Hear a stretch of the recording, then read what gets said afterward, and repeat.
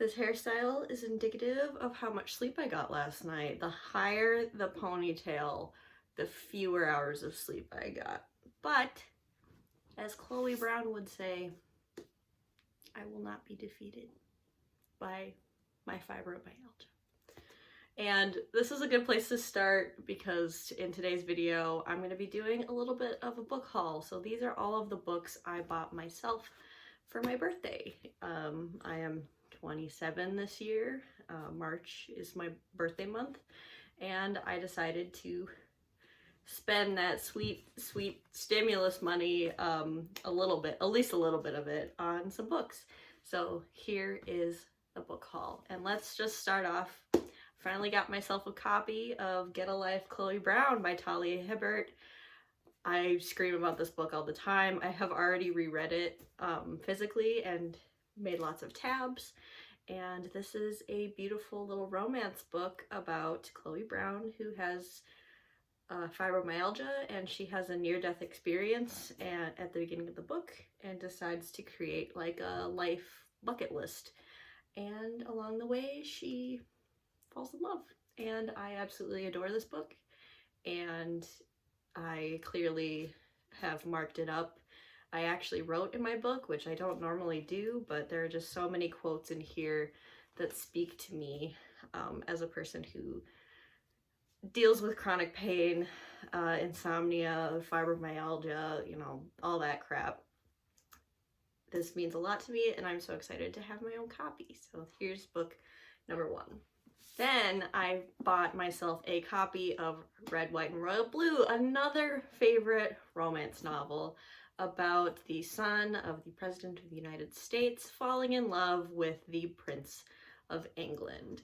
And this is just a sweet male-male romance set in an alternate timeline where in 2016 we elected a female president and in the United States, and this is just such a sweet, beautiful, steamy romance, and it means a lot to me, and I finally have my own copy. I've been talking about it in many of my videos, and finally I have my own copy. And with that being said, while I bought a copy of Red, White, and Royal Blue, I also pre-ordered Casey McQuiston's next novel, which is called One Last Stop, which is a female romance with a little bit of fantasy thrown in. It's about this young woman who is from the 1970s, and she gets trapped in a time loop in a subway train in New York City, and then in present day there is another young woman who stumbles across this, you know, time traveler, and they end up falling in love, and there's a little bit of fantasy, and I'm just so excited for more Casey McQuiston. I absolutely love their work and am dying to get this pre-order to come in. It's coming in like June or July, but I decided to treat myself and pre-order their book. The last romance book I bought myself was The Kiss Quotient by Helen Hoang. I read this in January and I thought it was delightful, charming, and again steamy. It's about Stella Lane, who has autism, and she decides to hire an escort to teach her how to, you know, be a girlfriend, how to have good sex and keep a man, because she feels like she's too socially awkward to date. And this is just another sweet romance that I truly adored, and I really wanted my own copy. So I'm gonna probably have to start a romance shelf pretty soon. I'm really getting into those. So those are all the romance books I bought myself. So got a couple of sci-fi books, though. We'll talk first about Skyward and Starsight by Brandon Sanderson. This is a young adult sci-fi series by Brandon Sanderson that I adore. So Skyward is the first book, Starsight is the second, and in this world, humans, they're living on this planet, and they're constantly under attack by these aliens. And so Spensa is training to become a pilot to fight these aliens so they can get off world and explore the galaxy and get away from this, you know, terrible planet that they're on. But Spence's father was a traitor, and so she is having a hard time fitting in at pilot school, and no one really trusts her. And she is an angsty, angry, young teen woman who just really wants to prove herself. And I think this is fantastic. There are going to be 4 books in the series total. This has really great side characters, really great action.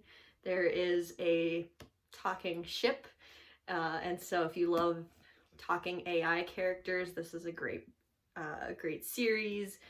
There's also a slug who is kind of like Spence's pet, and she named it Doomslug because that's the kind of person Spence is, and I absolutely love her as a character. So I definitely picked up copies of these books in paperback. Book 3 is coming out, I don't know, sometime, but I adore this series. I love Brandon Sanderson, and I'm so happy to have these on my shelves now.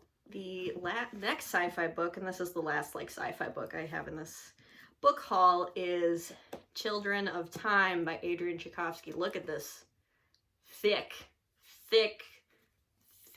book. I read this in practically one sitting, and it's like 600 pages. It's just, this is one of the best sci-fi books I think I've ever read.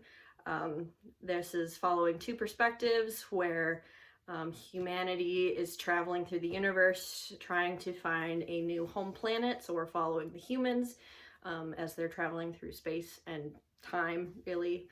And then we're also following a race of sentient spiders as their civilization is evolving over millennia.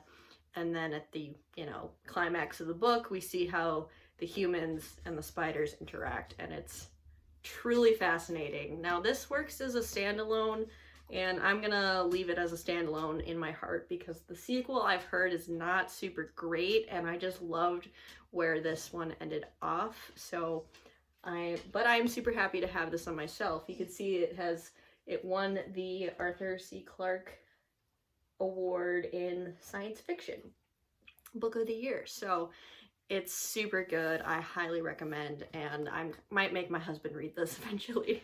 I think he would truly like this. All right, we got some fantasy books now. I am so excited because when I purchased these, I thought I was getting the old covers of this series, but it turns out they stocked the new paperback editions, and they're absolutely gorgeous.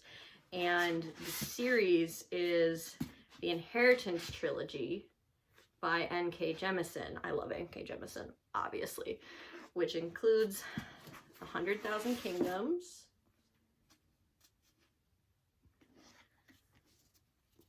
The Broken Kingdoms, and The Kingdom of Gods. Oh, these covers are just so evocative of the mood and the tone of this series. So I'll talk about the first book in the series. 100,000 Kingdoms is about an empire that rules basically a huge swath of land. And in this first book, we're following Yaena. We're following Yaena, who is the granddaughter of the emperor, the ruler of this nation, but her mother was kind of disgraced, so they, you know, live in a smaller area.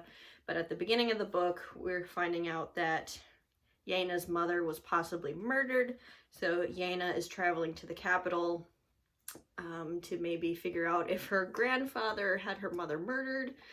And also Yaena is summoned to possibly be an heir to the throne, but the catch is she has to basically kill her 2 cousins in order to secure the throne, and her cousins have much more political pull and power than she does, so she's trying to survive in this like political game, as well as discover if, you know, what happened to her mother.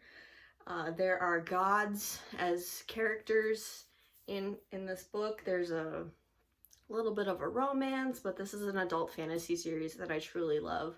And I think the second book is actually my favorite. I won't go into spoilers, but this features the main character is actually blind, and this one is even more so of like a mystery.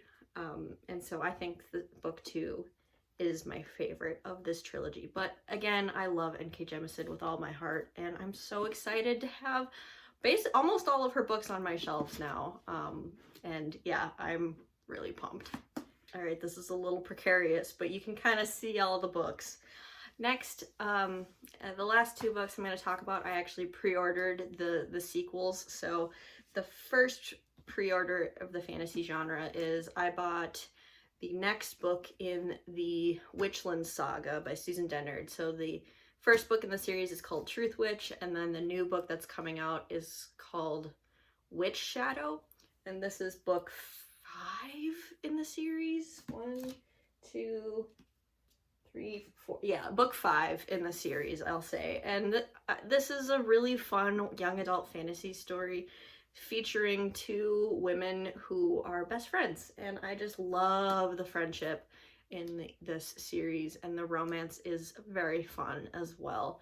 Very angsty, very YA, but I truly love this series, and I would love to continue to support this author. So I pre-ordered Susan Dennard's newest installment in the series, and that is also coming sometime this summer.